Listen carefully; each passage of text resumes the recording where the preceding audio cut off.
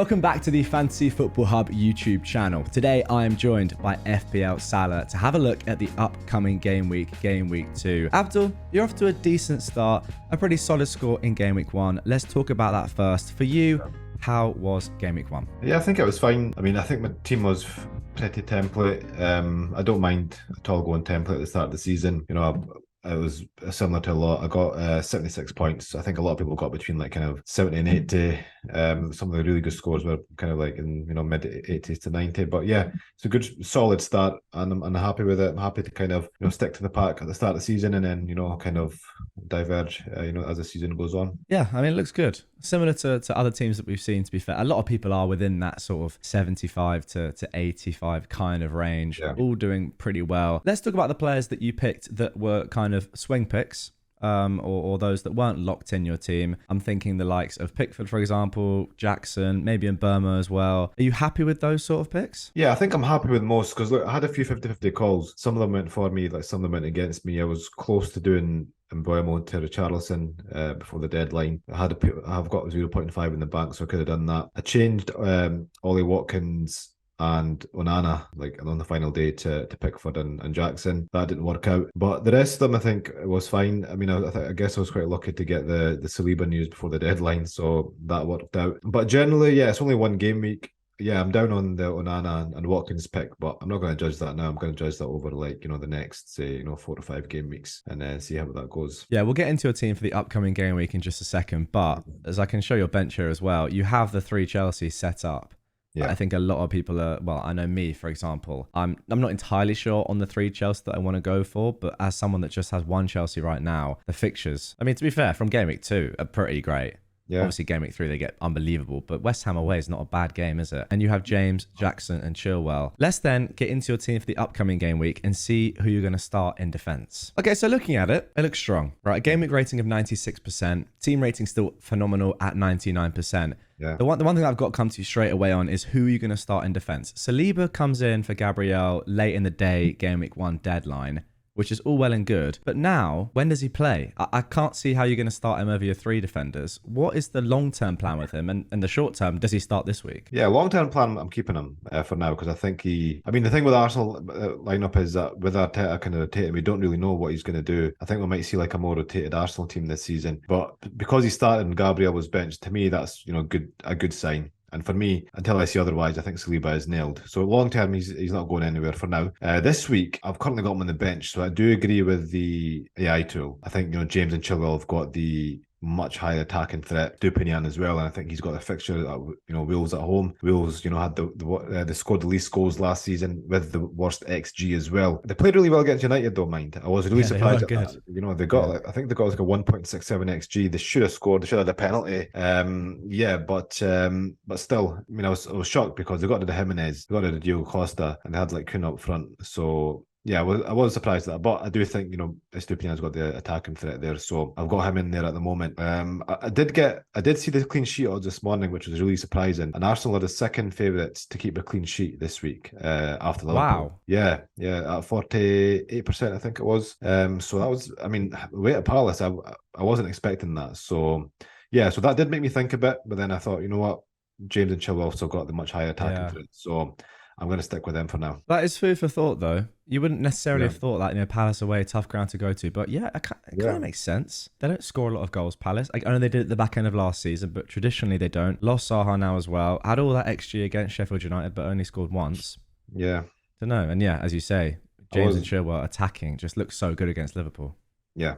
So yeah, I think you've got to go for the kind of high upside picks when it's quite close. Sure thing. Now, talking about the rest of your team, Saka looks great, of course. Haaland, of course, is in there. And Burma, a really strong start as well for that 6.5 slot. The rest of the players are more up for debate. Let's start with the midfield. Fernandes and Rashford. Do we just let them have another week and kind of say, you know what, it might have been an off day? Yeah, I think so. I mean, you never bring in players, you know, for the one game week. Yeah, I mean, the performance wasn't, you know, it wasn't promising, you know, especially for Bruno.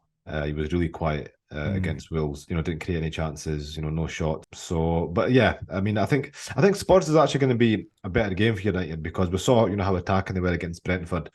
They conceded something like over 2 XG against Brighton. You know what I mean? Because you know what the new manager's going to be like. You know, we kind of had that inkling from his days at Celtic and from, you know, his from pre-season as well, that, you know, he is really attacking. He doesn't really mind much about, you know, giving up chances, you know, as long as he scores. So I do see that being like a more of a United game, if you know what I mean. You know, Rashford's fast on the break. You know, you can see them, you know, kind of get a lot of kind of joy in the counter attack in that game. So I'm quite confident actually with, especially with Rashford against Yeah. Spurs. So yeah, definitely happy with that, and definitely happy with United's fixtures, you know, from there on in as well. If anything, I think personally it could kind of suit Man United if they have to play a little bit more defensively away from home, and then I can picture right now a ball from Bruno over the top, Rashford's pace against Exactly. a very attacking high line. Yeah, I you mean, can easily spot you that. think out of all the games this week, that's probably the one you'd bet on being the highest scoring. I think, you know, Do you like with reckon? both teams scoring. Yeah, with both teams that, you know, probably I'd go for I'd go for a prediction. I'd say about maybe 2-2 in that game. I think we're going to get a lot of that with Tottenham this season, to be fair. A lot of Yeah, people said 2-2 for the Brentford game, and that is exactly what it yeah, was. I don't think yeah. that many people are surprised. And as you say, the XG, it kind of, supports that is Yeah. kind of what it should have been. Let's talk then about Martinelli and Jackson. Martinelli is one that I wasn't overly impressed by. Mhm. Didn't set the world on fire, and that was probably his easiest fixture.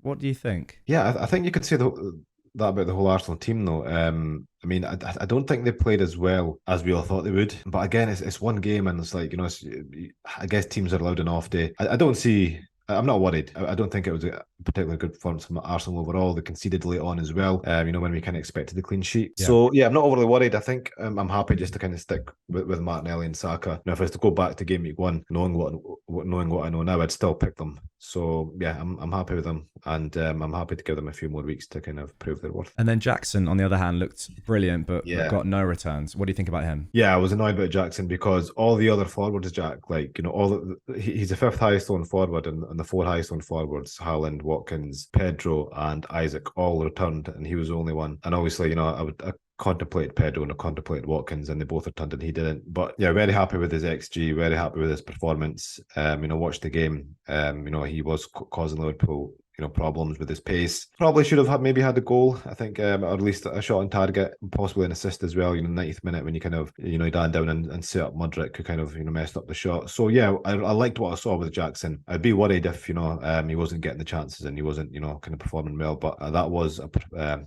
promising performance. Yes, it was annoying. You never got anything, but I'm happy, and I think he'll do well over the next 3 games. Is, you know, amazing. They got West Ham and then Luton and Forest at home. So yeah, really, really good fixtures. Yeah, looks great. Looks great. And those 3 Chelsea players in your team for game week 2, I'm Yeah. very jealous of. Let's talk about decisions in your team then. Saliba, you've said, has to be benched, really. Pickford v Turner.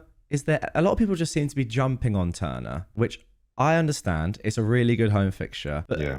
you know, he does play for one of the worst teams in the league. At least, you know, I mean, to be fair, Pickford also, you know, the past season also does as well.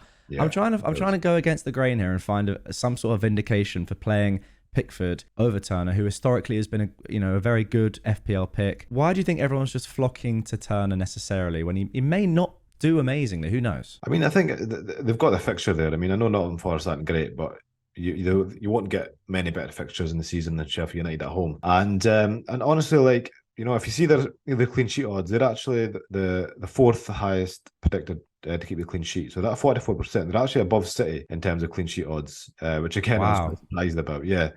So they've got pretty decent clean sheet odds. I mean, I think if you look at their squad, they've actually got a really decent squad overall. They haven't gelled together yet, I think, as a team as you'd think they would, but I think the individually they're good. So I'm happy with Turner. The reason I picked him was because, you know, his rotation with Pickford is, you know, for the first 10 game weeks is absolutely amazing. Again, it was annoying that, you know, Pickford didn't keep the clean sheet in game week 1, but yeah, I mean, I went with those 2 keepers because of the rotation. So I'm gonna, you know, I had Turner earmarked for this game week for game week 2, and Yeah. the thing with the goalkeeper spot is as well, Jack. It's just the most unpredictable. You know, so you just got to, I think you just got to play the fixtures and just be happy with your decision, and then just hope the variance is in your favour. Well, I'm going to say variance is the key word there. I feel like we've already seen, to be fair, across the rest of the game, I would suggest maybe Jackson, you would have expected him to get a return in that game, given his underlying numbers. But overall, apart from that, I feel like every player sort of did what they deserved to do in the game. You know, and Burmo heavily involved. Yeah,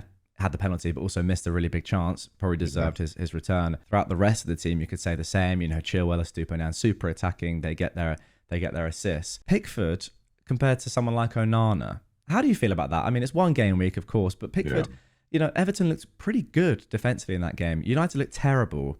Yeah, it's an 8-point swing in that. How do you explain that? Is that just down to variance? Yeah, I mean, when a situation like this happens, where United should have conceded with the XG and the chances that they've got and the blatant penalty they should have had. Yeah, you just got to accept that as football. And sometimes you make the right decision, but you don't get the right outcome. I don't think you can beat yourself up about that. So I'm totally happy with going with Pickford over Onana. I still think it was the right decision, considering the rotation with Turner and the fact that he's 0.5 cheaper. And again, as I said, it's only one game week, so by the time it comes to game week 8, then I'll judge that decision. And I'm confident, I could Pickford and Turner rotation can beat Onana. So it was annoying because Pickford was one of the template picks who didn't return. I mean, I did have a lot of players returning in my team, but when you look at the United defence, who was quite popular, look at some Maddison, who were popular, they all returned as well. So it was the template as a whole kind of done really well this week. So I didn't see many teams at all who didn't get over 70 points. So I don't think we'll get many weeks like this. I think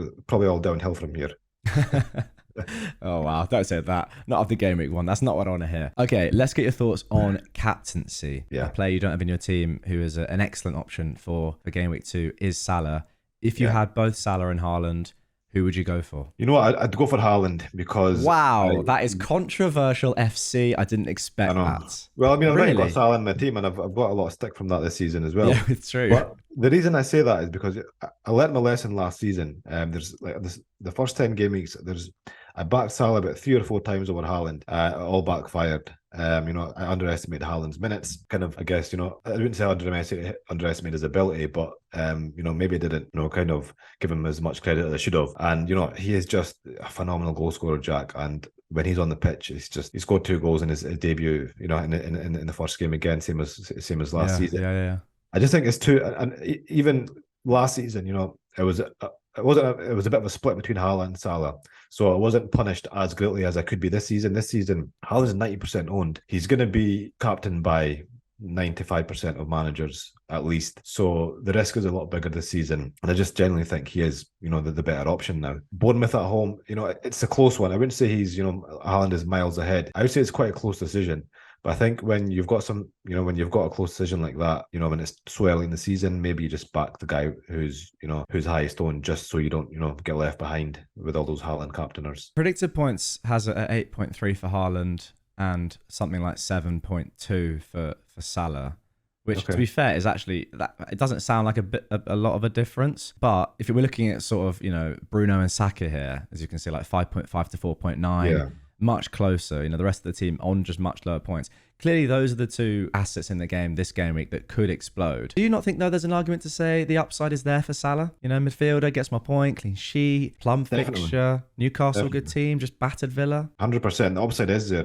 That's the thing. That's what you've got to decide this early in the season. Do you want to go for the upside pick now, or do you want to play, the safe game earlier on, and kind of not get left behind? But definitely, if you're kind of, if you want to go for the upside, then Salah's a great pick. I mean, I would never, if somebody wants to captain Salah over Haaland and they've got both, I wouldn't, kind of say anything to that person. It's their decision, and I'd say, yeah, it's a good decision.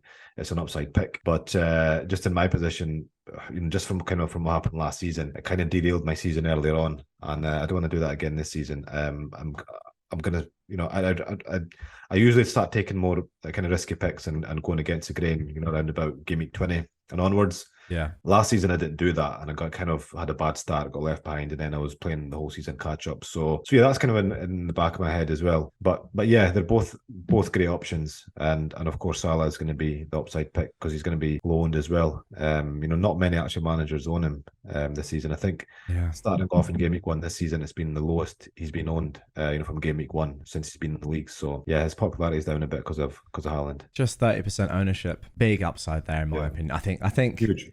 I think if you've got him and you've had him since game week 1, I wouldn't say transfer him in for a hit because that's the only way you can get him in unless you have an obscene amount in the bank. But if you had him game week 1 and you had in mind this fixture, in the same way, to be fair, Abdul, that you knew this fixture was coming about, but you didn't want to go there, therefore he's not in your team. I reckon we didn't see anything in game week 1 to dissuade dissuade Salah owners from going there. It is risky, as you said, but there's upside. Now, let's talk about. I'm glad I don't have that decision, to be honest, because well, this is the thing. This is what I was going to say. Yeah, you must have, you know, planning. You've decided not to have Salah, maybe for this reason, right? I mean, I wouldn't say it was specifically for that reason, but it was definitely a relief not having Salah and no one going into game week 2. He's going to have Bournemouth at home, and but yeah, it is one of those though. You get to a game week and you get tempted by something. If you can just remove that temptation earlier, then you know, I kind of think about City midfielders in general.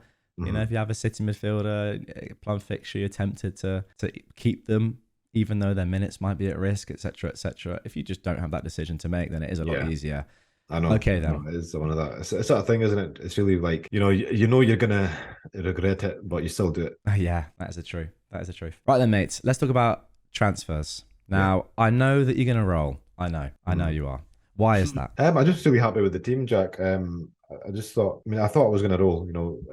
Before I picked the team. Game week 1, just looking at the fixtures ahead. The only way I was going to make a transfer was if, I got some sort of injury, which doesn't seem to be the case so far. So roll the transfer, have 2 free transfers in game week 3 and, see how it goes. Let's see though, before we end this video, if Fantasy Football Hub's AI agrees with you or wants to make a transfer. All right, mate. So according to the AI, the recommended option is to save the transfer. That is off the bat what it's saying. Agrees with you. Because, there's no clear upside here. And I think that's shown, to be fair, in your alternative option that it gives you. The good thing is that even if it does recommend saving the transfer, the AI will also give you an alternative if you want to make that transfer. Saving pretty much just, it says that your team is very good. But if you wanted to make a transfer, how about this? You have 0.5 million in the bank. How about Bulldog outs for a player that really impressed in game week 1?